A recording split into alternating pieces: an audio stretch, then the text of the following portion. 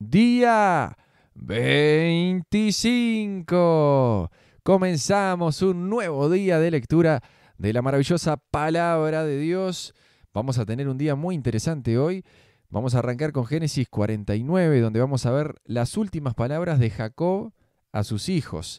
Así como cuando su papá lo bendijo a él, ahora Jacob va a decir unas palabras de bendición para cada uno de sus hijos, y son palabras proféticas de lo que va a pasar con cada uno en el futuro. Y después en el final vamos a terminar con Mateo capítulo 25, un capítulo que me gusta mucho a mí de la Biblia. No sé si recordás ayer Mateo 24, donde Jesús hablaba de su segunda venida, cuando Él va a venir con los ángeles al sonido de trompeta. Y Mateo 25 se trata mucho de qué es lo que a Jesús le importa, qué es lo que a Jesús le va a importar cuando Él vuelva. Es como un examen que va a tomar y ahí nos va a dar las pautas en Mateo 25 de qué es lo importante para Jesús cuando Él vuelva. Vamos a arrancar con Génesis capítulo 49. Arranca y dice así. Entonces Jacob hizo llamar a todos sus hijos y les dijo: júntense alrededor de mí y les diré lo que le ocurrirá a cada uno de ustedes en los días venideros. Acérquense y escuchen, hijos de Jacob, escuchen a Israel, su padre. Rubén, tú eres mi hijo mayor, mi fuerza, el hijo de mi juventud vigorosa. Tú eres el primero en rango y el primero en potencia, pero eres tan impetuoso como una inundación, y ya no serás más el primero, pues te acostaste con mi esposa, deshonraste mi cama matrimonial. Simeón y Leví son tal para cual. Sus armas son instrumentos de violencia. Que jamás tome parte yo en sus reuniones. Que nunca tenga nada que ver con sus planes, pues en su enojo asesinaron hombres y por diversión mutilaron bueyes. Maldito sea su enojo, porque es feroz. Maldita sea su ira, porque es cruel. Los esparciré entre los descendientes de Jacob, los dispersaré por todo Israel.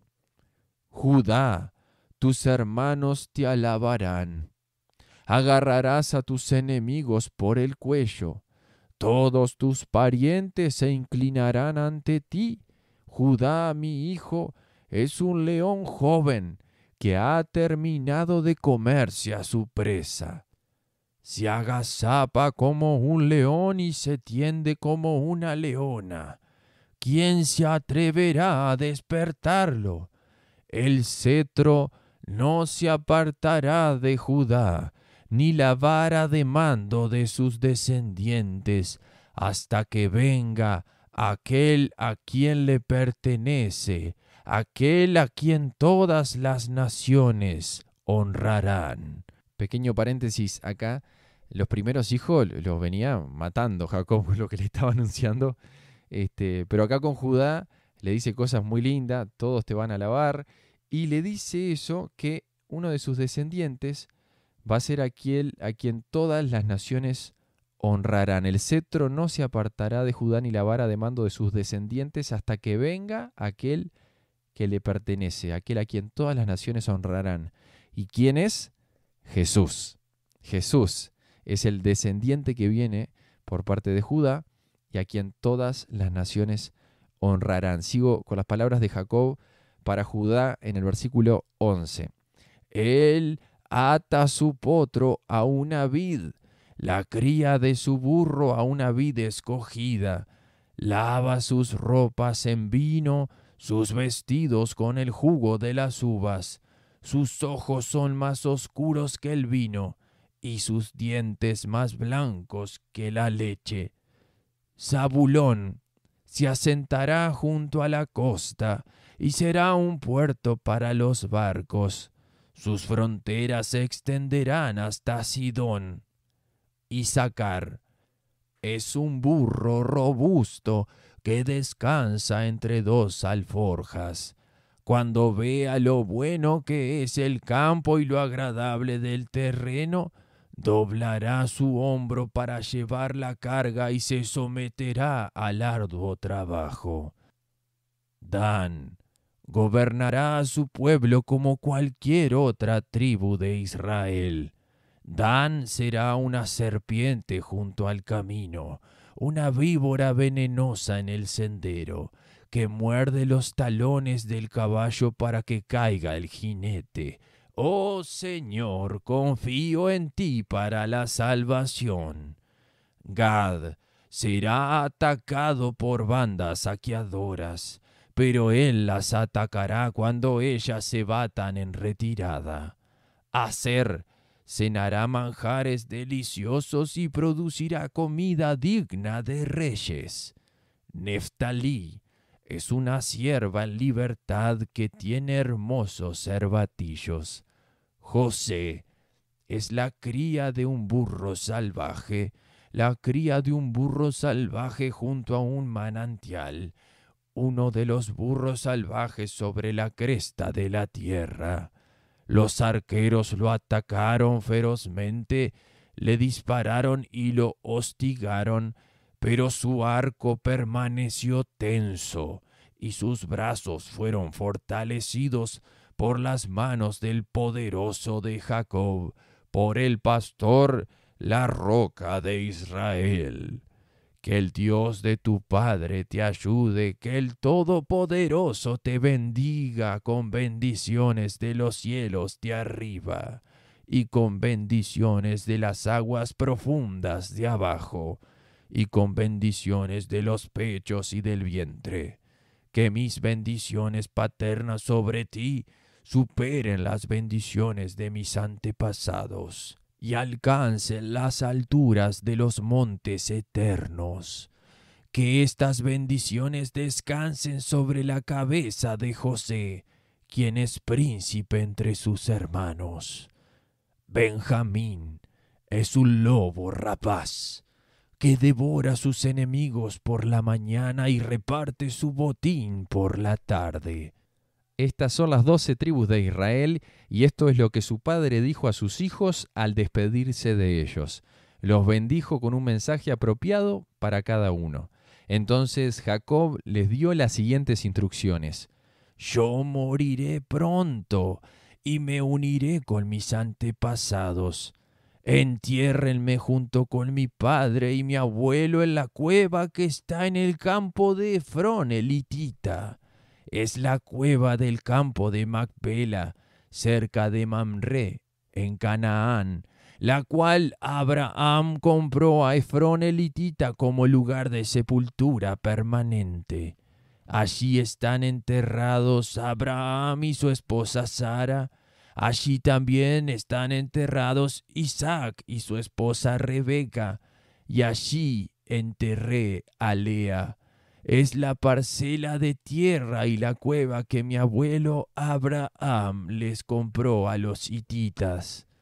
Cuando Jacob terminó de dar este encargo a sus hijos, metió los pies en la cama, dio su último suspiro y se reunió con sus antepasados al morir. Ahí finaliza Génesis capítulo 49. Arrancamos con el capítulo 50 que dice así. José se abrazó al cuerpo de su padre y lloró y lo besó. Después ordenó a los médicos que estaban a su servicio que embalsamaran el cuerpo de su padre y Jacob fue embalsamado. El proceso para embalsamarlo llevó 40 días, que es el tiempo habitual. Y los egipcios guardaron luto por Jacob durante 70 días. Cumplido el período de luto, José se acercó a los consejeros del faraón y les dijo, les ruego que me hagan el favor de hablar al faraón por mí. Díganle que mi padre me hizo pronunciar un juramento. Me dijo, escucha, yo estoy a punto de morir. Lleva mi cuerpo de regreso a la tierra de Canaán y entiérrame en la tumba que preparé para mí mismo. Por lo tanto, le ruego que me permita ir a enterrar a mi padre. y después del entierro regresaré sin demora. El faraón concedió la petición de José y le dijo: Ve y entierra a tu padre, tal como él te hizo prometer. Entonces José partió para enterrar a su padre. Lo acompañaron todos los funcionarios del faraón, todos los ancianos de la casa del faraón y todos los oficiales de alto rango de Egipto. José llevó a los de su propia casa y a sus hermanos y a los de sus casas, pero dejó en la tierra de Gosén a los niños pequeños y a los rebaños y a las manadas. Una gran cantidad de carros de guerra con sus conductores acompañaron a José. Cuando llegaron al campo de Trillar de Atad, cerca del río Jordán, llevaron a cabo un gran servicio conmemorativo muy solemne, con un período de 7 días de luto por el padre de José. Los cananeos que vivían en ese lugar los observaron lamentarse en el campo de Trillar de Atad y luego cambiaron el nombre del lugar, situado cerca del Jordán, lo llamaron Abel Misram, porque dijeron: este es un lugar de gran lamento para estos egipcios. Así que los hijos de Jacob hicieron tal como él les había ordenado. Llevaron su cuerpo a la tierra de Canaán y lo enterraron en la cueva que está en el campo de Macpela, cerca de Mamré. Esa es la cueva que Abraham le había comprado a Efrón, el hitita, como lugar de sepultura permanente. Después de haber enterrado a Jacob, José regresó a Egipto junto con sus hermanos y todos los que habían acompañado al entierro de su padre. Pero ahora que su padre había muerto, los hermanos de José tuvieron temor y se decían: ahora José mostrará su enojo y se vengará por todo el mal que le hicimos. Entonces enviaron a José un mensaje que decía: antes de morir, tu padre nos mandó que te dijéramos: por favor, perdona a tus hermanos por el gran mal que te hicieron, por el pecado de haberte tratado con tanta crueldad. Por eso nosotros, los siervos del Dios de tu padre, te suplicamos que perdones nuestro pecado. Cuando José recibió el mensaje, perdió el control y se echó a llorar. Entonces sus hermanos llegaron y se arrojaron al suelo delante de José y dijeron: mira, somos tus esclavos. Pero José les respondió: no me tengan miedo. ¿Acaso soy Dios para castigarlos? Ustedes se propusieron hacerme mal, pero Dios dispuso todo para bien. Él me puso en este cargo para que yo pudiera salvar la vida de muchas personas. No, no tengan miedo. Yo seguiré cuidando de ustedes y de sus hijos. Así que, hablándoles con ternura y bondad, los reconfortó. José y sus hermanos con su familia siguieron viviendo en Egipto. José vivió hasta los 110 años de edad. Alcanzó a ver 3 generaciones de los descendientes de su hijo Efraín y vivió lo suficiente para ver el nacimiento de los hijos de Maquir, el hijo de Manasés, a quienes recibió como suyos. José les dijo a sus hermanos: yo pronto moriré, pero ciertamente Dios los ayudará y los sacará de esta tierra de Egipto. Él los hará volver a la tierra que solemnemente prometió dar a Abraham, a Isaac y a Jacob. Entonces José hizo jurar a los hijos de Israel y les dijo: cuando Dios venga a ayudarlos y los lleve de regreso, deben llevarse mis huesos con ustedes. José murió a los 110 años de edad y los egipcios lo embalsamaron y pusieron su cuerpo en un ataúd en Egipto. Y ahí finalizamos Génesis capítulo 50. Ahí se cierra la historia de José, una historia con tantos momentos difíciles, vendido como esclavo, traicionado por sus hermanos. Luego Dios lo levanta a José y le da la bendición de disfrutar por varios años a su padre, de poder ver a varias generaciones de sus descendientes. Dios fue muy bueno con José. Y ahí, en este ejemplo de la vida de José, tenemos que aprender que si somos fieles como José, si confiamos en el Señor, aunque vengan adversidades, aunque podamos terminar en la cárcel o traicionados o lo que sea, si seguimos siendo fieles a Dios, Dios va a ser siempre fiel con nosotros, porque Dios nunca, nunca falla. Confía en Dios, rendile totalmente tu vida a Él, que Dios nunca, nunca falla. Vamos a Mateo capítulo 25. Estas son palabras de Jesús, que dice así: entonces, el reino del cielo será como 10 damas de honor que tomaron sus lámparas y salieron para encontrarse con el novio. 5 de ellas eran necias y 5 sabias. Las 5 que eran necias no llevaron suficiente aceite de oliva para sus lámparas, pero las otras 5 fueron tan sabias que llevaron aceite extra. Como el novio se demoró, a todas les dio sueño y se durmieron. A la medianoche se despertaron ante el grito de ¡miren! ¡Ya viene el novio! ¡Salgan a recibirlo! Todas las damas de honor se levantaron y prepararon sus lámparas. Entonces las 5 necias les pidieron a las otras: por favor, denos un poco de aceite porque nuestras lámparas se están apagando. Sin embargo, las sabias contestaron: no tenemos suficiente para todas. Vayan a una tienda y compren un poco para ustedes. Pero durante el lapso en que se fueron a comprar aceite, llegó el novio. Entonces las que estaban listas entraron con él a la fiesta de bodas y se cerró la puerta con llave. Más tarde, cuando regresaron las otras 5 damas de honor, se quedaron afuera y llamaron: ¡Señor, Señor! ¡Ábranos la puerta! Él les respondió: créanme, no las conozco, así que ustedes también deben estar alerta, porque no saben el día ni la hora de mi regreso. También el reino del cielo puede ilustrarse mediante la historia de un hombre que tenía que emprender un largo viaje. Reunió a sus siervos y les confió su dinero mientras estuviera ausente. Lo dividió en proporción a las capacidades de cada uno.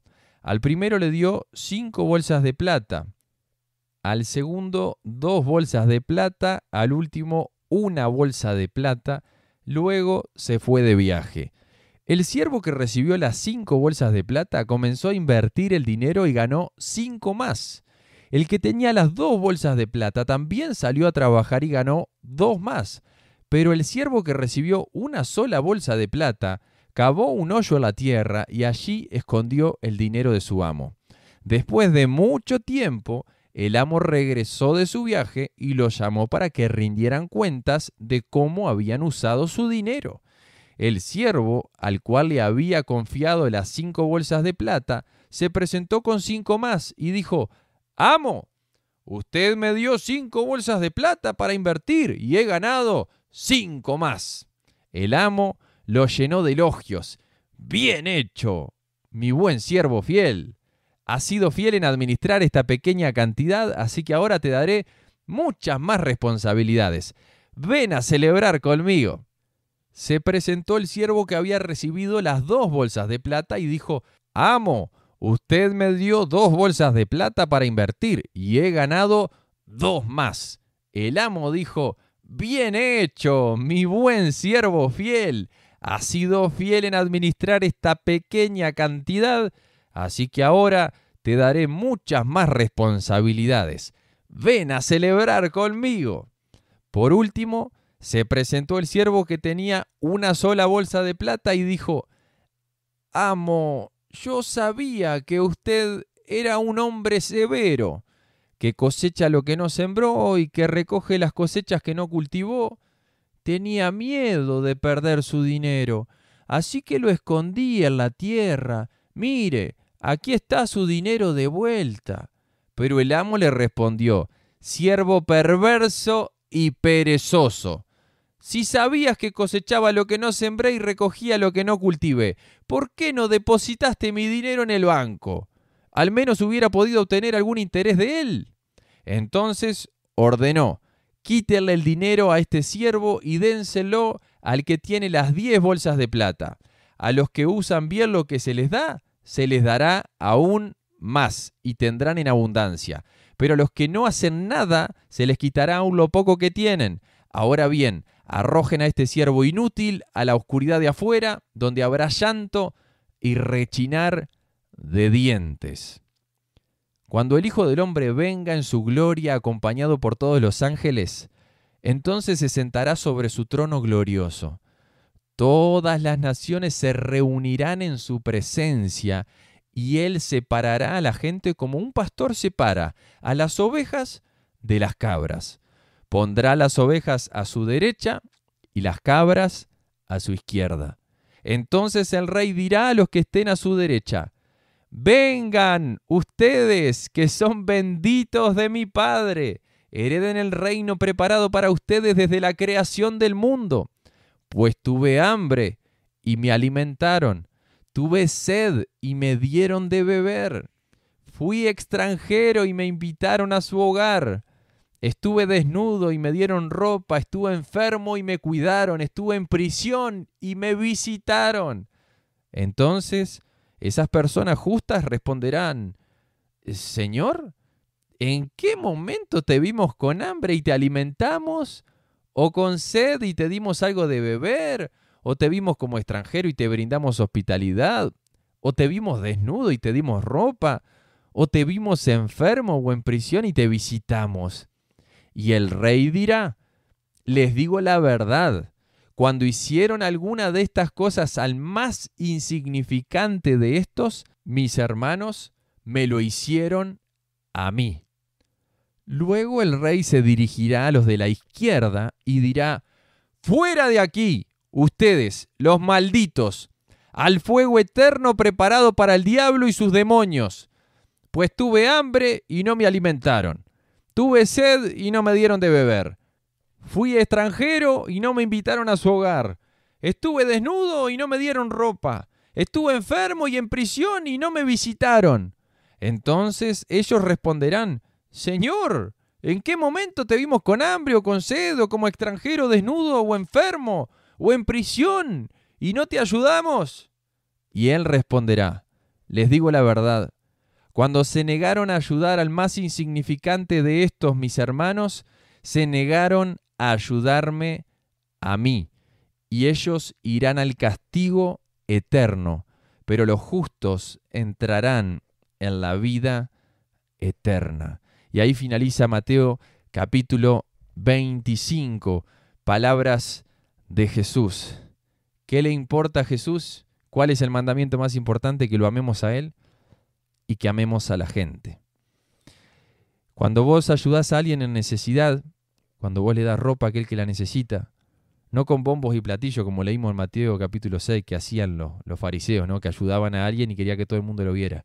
Cuando vos ayudás realmente de corazón, no por el aplauso, no, lo ayudás de corazón como si fuese Jesús mismo, lo estás haciendo para Él.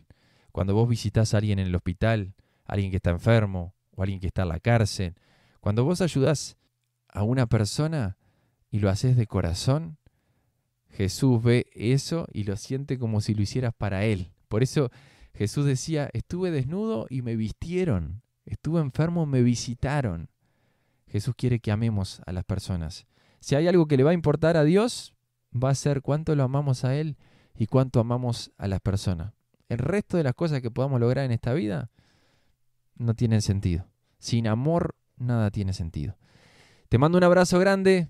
Nos reencontramos mañana para seguir leyendo la hermosa y poderosa palabra de Dios. Un abrazo grande. Que Dios te bendiga.